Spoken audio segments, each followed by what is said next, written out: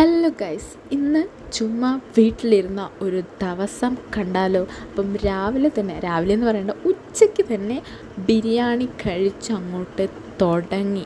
അത് കഴിഞ്ഞാൽ ഇതുപോലെയായിരുന്നു എൻ്റെ റൂമിൻ്റെ കോലം ഒരാഴ്ചത്തേന്. അപ്പോൾ ഇതൊക്കെ ഒന്ന് അടുക്കി പെറുക്കാമെന്ന് വിചാരിച്ചു. അങ്ങനെ പാട്ട് വെച്ച് സെറ്റായി നമ്മൾ അടുക്കി പെറുക്കാൻ തുടങ്ങി. അത് കഴിഞ്ഞ് നമ്മൾ ഡെസ്ക്കാണ് ആദ്യമേ തന്നെ ചെയ്യാൻ പോകുന്നത്. പിന്നെ എൻ്റെ ഡെസ്കിലിരുന്നത് കുഞ്ഞ് അതിഥിയായിരുന്നു.